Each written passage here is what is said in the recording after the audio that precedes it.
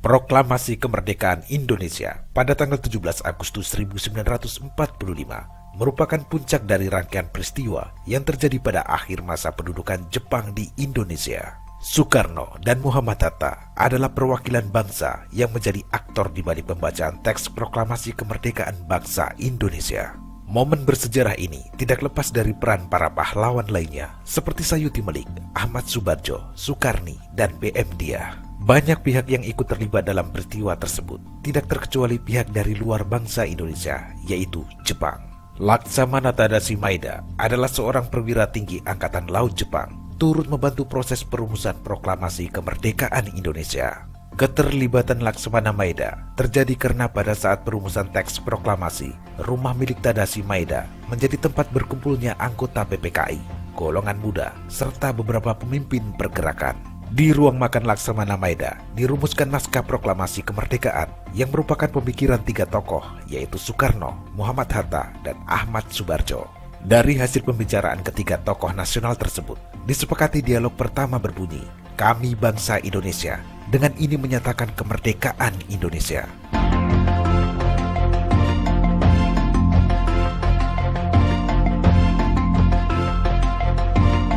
Pemirsa, dalam perumusan naskah proklamasi yang semula akan diberi judul Maklumat Kemerdekaan, akhirnya berganti menjadi proklamasi atas saran Iwa Kusuma Sumantri dengan berbagai pertimbangan bahwa jika menggunakan kata maklumat akan berarti suatu keputusan dari suatu badan atau pemerintah. Sedangkan saat itu yang diperlukan adalah sesuatu yang mencerminkan keputusan suatu bangsa yang menyatakan kebebasan dari penindasan penjajah dan menunjukkan keberadaan bangsa Indonesia yang merdeka. Di dalam naskah proklamasi, kalimat per kalimat lahir dari suatu kesepakatan yang mengatasnamakan bangsa Indonesia. Sebut saja pada kalimat pertama, tertulis jelas, "Kami bangsa Indonesia, dengan ini menyatakan kemerdekaan Indonesia." Kata-kata keramat itu diguratkan dalam bentuk coretan dan tulisan tangan yang merupakan amanat penderitaan rakyat Indonesia. Sehingga memberi makna kemerdekaan diperoleh bukan hasil pemberian dari bangsa lain, tetapi merupakan suatu pernyataan bentuk tekad, kemauan bangsa untuk menentukan nasibnya untuk merdeka dalam segala hal.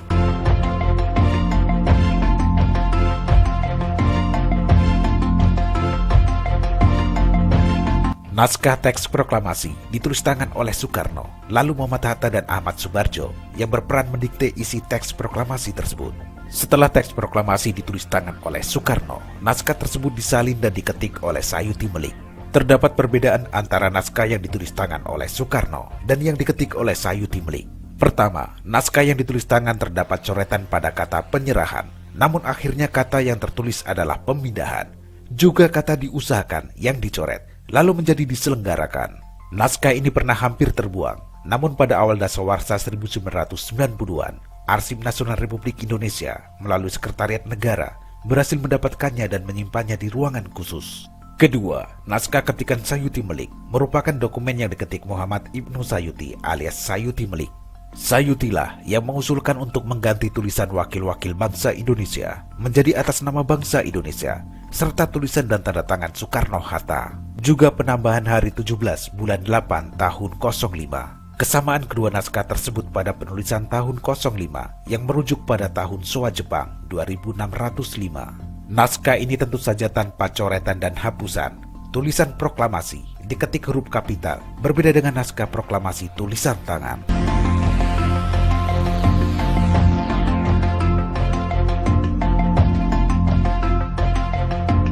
Pemirsa, bulan Ramadan pagi hari pukul 05.00, tepatnya hari Jumat tanggal 17 Agustus 1945, fajar memancar di ufuk timur.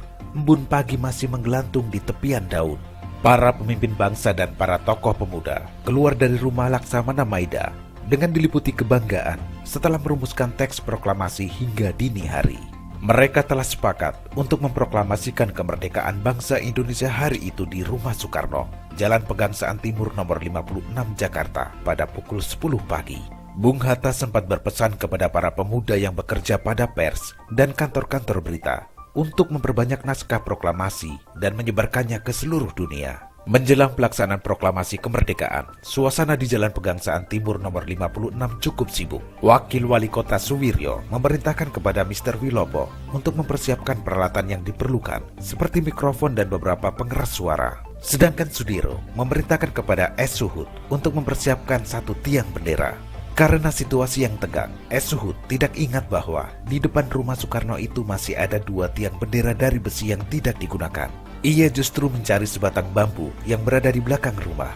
Bambu itu dibersihkan dan diberi tali, lalu ditanam beberapa langkah saja dari teras rumah. Bendera yang dijahit oleh tangan Nyonya Fatmawati Soekarno sudah disiapkan. Bentuk dan ukuran bendera itu tidak standar karena kainnya yang berukuran tidak sempurna. Sebab memang kain itu awalnya tidak disiapkan untuk bendera. Sementara itu, rakyat yang telah mengetahui akan dilaksanakannya proklamasi kemerdekaan telah berkumpul.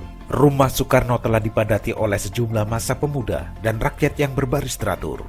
Beberapa orang tampak gelisah, khawatir akan adanya pengacau dari pihak Jepang. Matahari semakin tinggi, proklamasi belum juga dimulai. Waktu itu, Bung Karno dalam kondisi sakit dan baru tidur setelah selesai merumuskan teks proklamasi. Para undangan telah banyak berdatangan. Rakyat yang telah menunggu sejak pagi mulai tidak sabar lagi. Mereka yang diliputi suasana tegang berkeinginan keras agar proklamasi segera dilakukan.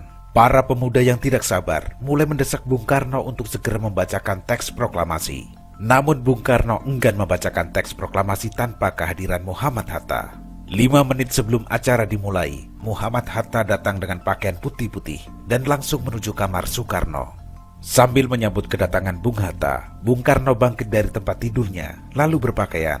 Ia juga mengenakan setelan putih-putih. Kemudian keduanya menuju tempat upacara. Upacara itu berlangsung sederhana saja tanpa protokol. Latif Hendraningrat, salah seorang anggota PETA, segera memberi aba-aba kepada seluruh barisan pemuda yang telah menunggu sejak pagi untuk berdiri. Serentak semua berdiri tegap dengan sikap sempurna. Latif kemudian mempersilakan Soekarno dan Muhammad Hatta maju beberapa langkah mendekati mikrofon. Dengan suara mantap dan jelas, Soekarno mengucapkan pidato pendahuluan singkat sebelum membacakan teks proklamasi. Kemudian teks proklamasi pun dibacakan. Proklamasi kami, bangsa Indonesia, dengan ini menyatakan kemerdekaan Indonesia. Hal-hal yang mengenai pemindahan kekuasaan dan lain-lain diselenggarakan dengan cara saksama dan dalam tempo yang sesingkat-singkatnya. Jakarta, 17 Agustus 1945, atas nama bangsa Indonesia, Soekarno, Hatta.